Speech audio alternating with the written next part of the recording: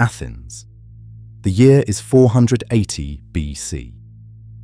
If you were standing on the island of Salamis looking back at the mainland, you wouldn't see a golden city. You would see smoke. The Persian army under King Xerxes had just swept through Greece, smashed the defences at Thermopylae, and marched straight into an evacuated Athens. They looted the houses, they burned the temples on the Acropolis, and they smashed the statues of the gods. The city was a graveyard. It was a pile of ash and broken marble. For most civilizations in history, that's the end of the story. You get sacked, you get burned, you disappear. But the Athenians were different. They were stubborn, they were arrogant, and they had a vision. Over the next 50 years, under the leadership of a politician named Pericles, they didn't just rebuild their homes. They decided to build the greatest city the world had ever seen. They took the ruin of their city and turned it into the intellectual and artistic capital of the universe. I used modern AI tools to reconstruct ancient Athens at its absolute peak, around 430 BC, just before the plague and the war with Sparta brought it all crashing down. We aren't just going to look at wide shots. We are going to walk the streets, look at the construction techniques, sit in the jury boxes, and see what it actually felt like to live in the city that invented the Western world. We have to start at the center, the Acropolis, the high city. Geographically, it's a massive limestone rock rising 150 meters out of the Attic plain. It dominates everything. In the Mycenaean times, centuries earlier, this was a fortress where the kings lived. But by the 5th century BC, the kings were gone, and the rock belonged to the gods. Getting up there was a journey. You climbed a steep, winding path until you hit the Propylaea. This wasn't just a gate, it was a psychological barrier. It was a massive, complex marble gateway designed by the architect Mnesicles. It cost a fortune to build. Some sources say it cost almost as much as the Parthenon itself.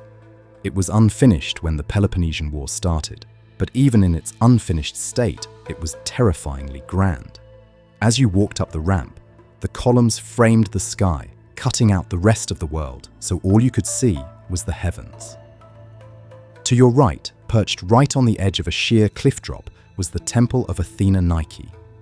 It's tiny compared to the other monsters on the hill, but it was crucial. This was the temple of victory. But there's a weird detail here that tells you everything you need to know about the Athenian mindset. In almost every other Greek city, statues of Nike, the goddess of victory, were depicted with wings. They believed victory flew from battle to battle. But here, the wooden statue inside was the Apteros Nike, the wingless victory. The legend says the Athenians clipped her wings so that victory could never fly away and leave the city. That is the level of confidence we are dealing with. Once you passed through the shadows of the Propylaea, the sunlight would hit you, and the view opened up, and you were staring at the masterpiece, the Parthenon. Now, we need to forget the image of the bleached white skeleton we see today. We have this idea that Greek art was pure, white, and restrained. That is completely wrong. In 430 BC, this building was a riot of color. It was gaudy. The friezes up top were painted in bright reds, deep blues, and heavy gold leaf. It wasn't subtle, it was loud. It was shouting at you. It was built to house the Athena Parthenos, a statue that was frankly insane. It stood 12 meters high. That's a 4-story building, inside the temple. It was a chryselephantine statue, which means it was made of ivory for the skin and over a ton of pure gold for the dress and armor. We don't have the original anymore. It's long gone, melted down or stolen, but records tell us something fascinating. The gold plates were removable. They were designed to be taken off. Why? Because the statue wasn't just an idol, it was the city's central bank vault. If Athens ever went broke or needed to fund a massive fleet for a war, they could literally melt the goddess down to pay the troops. Pericles actually told the citizens this during a speech, that the gold on the statue was a strategic reserve. The building itself, the Parthenon, is an engineering miracle that we still struggle to fully understand. It looks like a simple box of columns, right? Wrong. It is an optical illusion. There isn't a single straight line in the entire building. The floor is not flat, it curves upward in the middle. The columns are not straight. They bulge slightly in the middle, a technique called entasis, to make them look like they are straining under the weight of the roof, like a muscle flexing. And they aren't standing straight up. They lean inward by a few inches. If you extended the lines of the columns up into the sky, they would meet about a mile overhead. The architects, Ictinus and Callicrates, knew that straight lines look curved from a distance because of how the human eye works. If they had built it perfectly straight, it would have looked like it was sagging. So they built a distorted building to make it look perfect. It's a level of mathematical obsession that is hard to wrap your head around. Just across the way from the Parthenon stood the Erechtheion. If the Parthenon was the showpiece, this was the holy ground. It's a weird split-level building because the ground was uneven and they refused to level it because every inch of that rock was sacred. This is where the mythical contest for Athens happened. Legend says Poseidon struck the rock with his trident, creating a salt spring, and Athena planted an olive tree. The citizens had to choose. They chose the tree, peace and prosperity over the sea's anger. And that's why we call it Athens, not Poseidonia.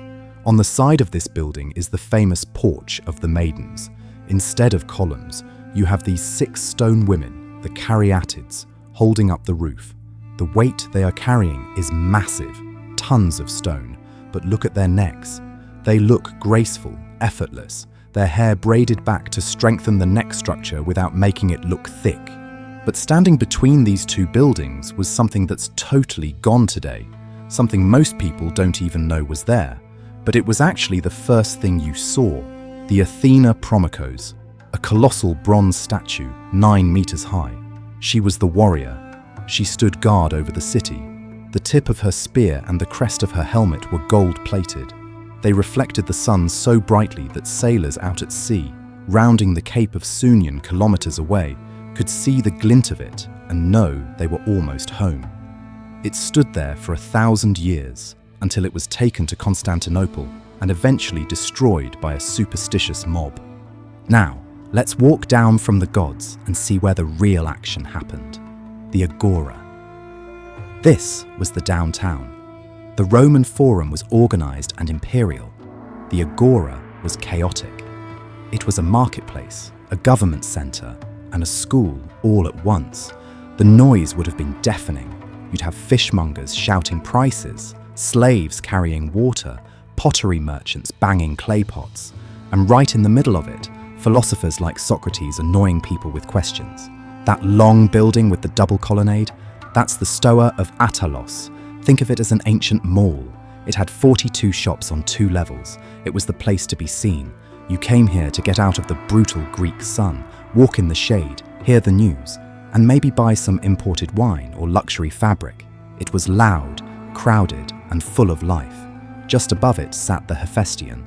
It looks like a mini Parthenon, and remarkably, it's actually the best preserved temple in the entire Greek world. It still has its roof.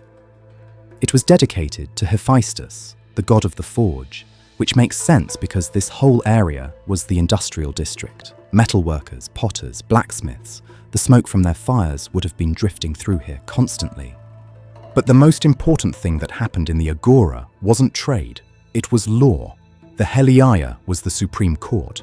But forget what you know about courts. There were no judges, no lawyers, no district attorneys. There was just the jury. And the juries were massive, 201, 501, sometimes over 1,000 people for a single trial. If you were accused of a crime, you had to stand up and defend yourself in front of 1,000 of your neighbors. The crowd decided your fate, and they were terrified of corruption, so they invented machines to ensure fairness. They had a device called the Clerotarion, a stone slab with slots and tubes that used colored dice to randomly select jurors just minutes before the trial started, so nobody could bribe them. They used a water clock, the clepsydra, to time speeches. It was a clay pot with a specific hole size. When the plug was pulled, the water drained. When the water ran out, your time was up. Rich or poor, famous or unknown, you got the same amount of water. And when it was time to vote, they used these bronze ballots, one with a solid hub for innocent, one with a hollow hub for guilty. You held the ballot between your fingers so no one could see the hub, and you dropped it in a bronze jar. It was the first secret ballot in history. Speaking of voting, we have to talk about the Pnyx. This is a rocky hill just west of the Acropolis. It doesn't look like much, just a flat area and some steps carved into rock. But this is the most important spot in Western political history. This is where the ecclesia met, the assembly. Every male citizen over 20 had the right to come here, stand on that stone platform, the bema, and speak to a crowd of 6,000 men. This wasn't like our democracy where we elect a guy to go make decisions for us. This was direct. They voted on everything right here. Raising taxes, vote. Going to war with Sparta, vote. Exiling a politician, vote. It was raw, it was loud, and it was dangerous. If the crowd hated your idea, they'd shout you down, throw rocks, or drag you off the stage. It was a system built on the idea that the collective wisdom of the crowd was better than any king. But it was also volatile. These same people voted to build the Parthenon, and a few years later, they voted to execute Socrates. Now, walking down the south slope of the Acropolis, we find the Theatre of Dionysus. This is literally the birthplace of show business. 17,000 people would pack onto these stone benches. This is where the plays of Sophocles, Euripides, and Aristophanes premiered. But it wasn't just entertainment, it was a religious festival. The acoustics were perfect. A coin dropped in the center of the orchestra could be heard in the back row, and look at the front row. Those are marble thrones. They have names carved into them. The center one, the fanciest one with the lion paws, was reserved for the high priest of Dionysus. Right next to it was a building that looked totally different, the Odeon of Pericles. It was the first roofed concert hall in history. It was a massive square building filled with a forest of columns to hold up the heavy roof. Legend says the timber for the roof came from the masts of captured Persian ships from the Battle of Salamis. It was designed to look like the tent of the Persian king Xerxes, a trophy of war turned into a music hall. While the theatre was for drama, this was for musical contests, singing and lyre playing. But Athens wasn't just a city of art and talk. It was a military superpower, and the source of that power was about 8 kilometers away at the Piraeus. Athens is inland. In the ancient world, if you get besieged and lose your port, you starve. So they did something crazy. They built the long walls, 2 massive stone walls, parallel to each other, running the full 6 kilometers from the city to the sea. It turned the road into a fortress. It essentially made Athens an island on land. The Spartans could burn the crops outside the walls all they wanted. As long as the ships could sail into Piraeus with grain from the Black Sea, Athens could never be starved out. Inside those walls, it was noisy, crowded, and smelled of the sea. And at the Piraeus, at the harbour of Zea, lay the real strength of the empire, the ship sheds.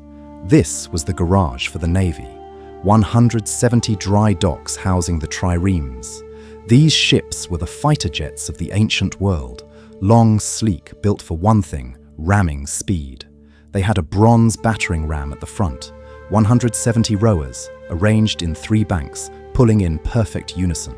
When they hit an enemy ship, it cracked it in half. And here is the thing that changed history. The guys rowing these ships weren't slaves. They were free citizens, the poorest class, called the Thetes. Because the safety of the city depended on them, they demanded political rights. You can't tell the guy saving your life he can't vote. The navy is the reason Athens became a democracy. But let's move away from the grand stuff. Where did regular people live? If you walked away from the Agora, the glamour disappeared fast. Athenian housing was shockingly simple. Public buildings were marble. Private homes were unbaked mud brick with clay tile roofs. The streets were narrow, winding, unpaved, and dark. There was no street lighting. If you went out at night, you brought a slave with a torch, or you risked getting mugged. There was no plumbing. You used a chamber pot and dumped it in the street. A typical house faced inward, a blank wall to the street, and everything centered around a courtyard. This was for privacy. If you were wealthy, you had a room called the andron. This was the man cave. It had an offset door, so people looking in the courtyard couldn't see inside, and a mosaic floor. This is where the symposium happened. The symposium wasn't a boring meeting, it was a drinking party. Men would recline on couches, drink wine mixed with water. Drinking it straight was considered barbaric, play music, and debate philosophy or politics all night. This is where the real networking of the ancient world happened. But the women were excluded. They lived in the gyneceum, the women's quarters, usually upstairs. Athenian society was incredibly sexist. Women couldn't own property, couldn't vote, and barely left the house without a male escort. For all its talk of freedom, Athens was a club for men. Just outside the city walls, you had the Kerameikos. This was the potter's quarter, where the famous Greek vases were made. The smoke from the kilns would have been thick here, but it was also the cemetery.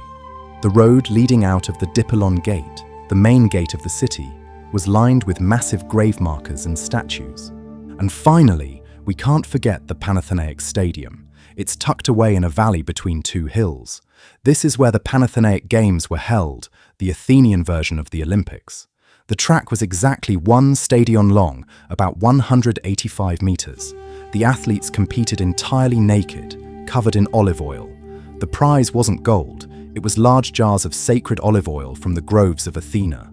We actually still have this stadium today. It was rebuilt in marble for the first modern Olympics in 1896, and it sits on the exact footprint of the ancient one. But this golden age didn't last. It couldn't. In 431 BC, the war with Sparta began. The strategy of the long walls backfired. Pericles pulled the entire population of the countryside inside the walls for protection. It was too crowded. Hygiene collapsed. And then, the plague hit. We still aren't 100% sure what it was. Maybe typhoid, maybe smallpox, but it devastated the city. It killed a third of the population, including Pericles himself. The city descended into chaos. They recovered, kept fighting for 27 years, but eventually they lost. The Spartans tore down the long walls to the sound of flute music. The empire was over, but the blueprint they created never died. Look around the world today: Washington, D.C., London, Paris. Our government buildings have columns and triangular pediments because we are copying the Parthenon. Thank you so much for watching. If you want to understand the world faster, think sharper, and actually remember what you learn, Paladin is built for you.